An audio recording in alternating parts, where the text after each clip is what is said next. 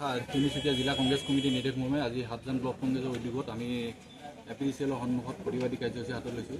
আমি প্ৰতিবাদী কাৰ্যসূচী এইকাৰণে ল'বলগীয়া হৈছে যে আগৰ যি ডিজিটেল মিটাৰৰ সলনি যি স্মাৰ্ট মিটাৰ ব্যৱহাৰ কৰি সংযোজন কৰি যি ৰাইজক মানুহমাৰ দিয়াৰ চেষ্টা কৰিছে তাৰ প্ৰতিবাদত আমি আজি এই প্ৰতিবাদী কাৰ্যসূচী লৈছোঁ। এইকাৰণে লৈছোঁ যে মাহটোত আজি জনসাধাৰণে ৩-৪ বাৰকৈ ৰিচাৰ্জ কৰিবলগীয়া হয়। ৰিচাৰ্জো এটকা দুটকা নহয়, ৩০০, ৪০০, ৫০০ কোনো হিচাপ নাই।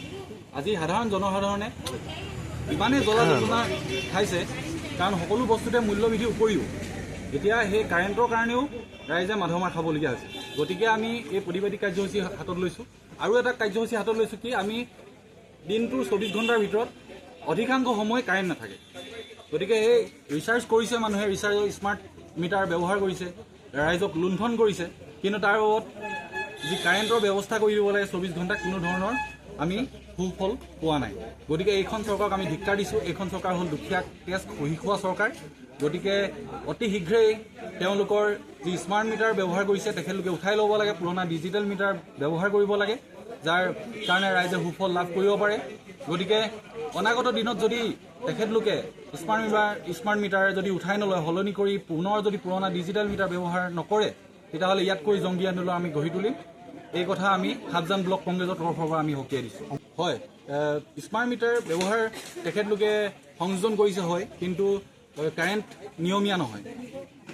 দিনটোৰ অধিকাংশ সময় কাৰেণ্ট কটা থাকে। মানুহৰ বিভিন্ন স্কুলৰ ছাত্ৰ ছাত্ৰী আছে, বিভিন্ন জ্বলা যন্ত্ৰণা ভোগ কৰিবলগীয়া হৈছে।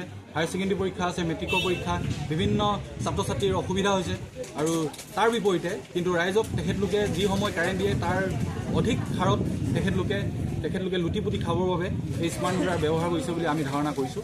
আৰু যি প্ৰতি ইউনিটত বিজুলী যি প্ৰতি ইউনিটৰ দাম আছিলে আৰু সেই প্ৰতি ইউনিটতো তেখেতলোকে পূৰ্বতকৈ অধিকাংশ হাৰত ল'বলৈ তেখেতলোকে ৰাইজক ঠগি খাই বৰ্তমান ৰাইজক জ্বলা কলা কৰিছে।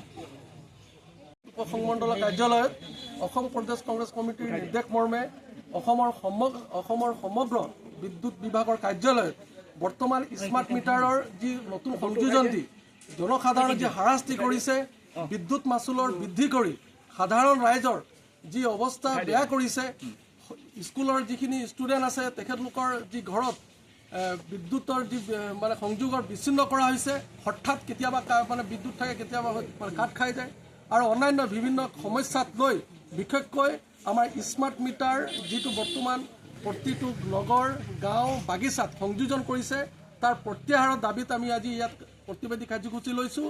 লগতে বিদ্যুৎ মাচুল যি অত্যাধিক বৃদ্ধি কৰিছে, দৈনন্দিন মূল্য বৃদ্ধিত এনেই অসমৰ জনসাধাৰণে জোৰলা হৈ মূৰত চৰকাৰখনে ৰাম টাংগুৰ মৰাৰ উপৰিও বৰ্তমান মূল্য বৃদ্ধি কৰি আৰু সমস্যাত আমাক পেলাই দিছে। আৰু সেইবাবে অসমৰ ৰাইজৰ জনসাধাৰণৰ প্ৰবল দাবীত আজি ডিগবৈ কংগ্ৰেছ কমিটিয়ে হাবজান ব্লকৰ উদ্যোগত আজি এই বিদ্যুৎ উপসংমণ্ডলত আমি এক প্ৰতিবাদী কাৰ্যসূচী লৈছোঁ। ৰাইজৰ প্ৰবল দাবী, এই চৰকাৰে যি প্ৰতিশ্ৰুতি ভংগ কৰিছে, এই চৰকাৰে যি মূল্য বৃদ্ধি কৰিছে, তেখেতলোকৰ প্ৰতিশ্ৰুতি আছিল বিদ্যুৎ বিলৰ ৰেহাই দিয়া, বাগিচা অঞ্চলত বাকায়া যি আছিলে সেইটো ৰেহাই দিয়া, 2024 চনত যি বাগিচা অঞ্চলত বিদ্যুৎ আছিল সেইটো ৰেহাই দিয়া মুখ্যমন্ত্ৰী নিজে ঘোষণা কৰিছে।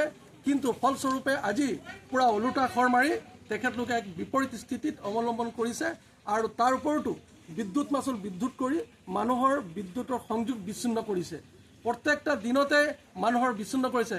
এতিয়া আগতে আমি বিজুলী ব্যৱহাৰ কৰি আমি বিলসমূহ দিছিলোঁ, কিন্তু বৰ্তমান চৰকাৰখনে বিজুলীৰ বিলৰ এডভান্স পইচা জমা দিব লাগে, তাৰ পিছতে আমি বিজুলী ব্যৱহাৰ কৰিবলৈ কাৰণে আমাক বাধ্য কৰাইছে। গতিকে এইটো আমি দাবী জনাইছোঁ যে আগৰ দৰে যিবোৰ মিটাৰ আছে সেইবোৰ বাহাল থাকিবলৈ দিয়ক। আৰু বৰ্তমান জনসাধাৰণৰ যি অত্যাধিক মূল্য বৃদ্ধি, নিবনুৱা সমস্যা আৰু অন্যান্য সমস্যাৰ অসমৰ তেখেতলোকে এইখন চৰকাৰৰ দ্বাৰা পৰিচালিত হৈ তেখেতলোকে যি ভুগিব লগা হৈছে, এইখিনিৰ পৰা ৰেহাই দিবলৈ কাৰণে আমি আজি প্ৰবল দাবীদাৰ কৰিছোঁ। এই ডিগবৈ কংগ্ৰেছ কমিটিৰ তৰফৰ পৰা, হাবজান ব্লক কংগ্ৰেছ কমিটিৰ তৰফৰ পৰা, আৰু আমাৰ সকলো কংগ্ৰেছৰ নেতা কৰ্মীসকল আছে, আৰু সকলো আমি ৰাইজৰ লগত আজি এই প্ৰতিবাদী কাৰ্যসূচী পালন কৰিছোঁ। ধন্যবাদ।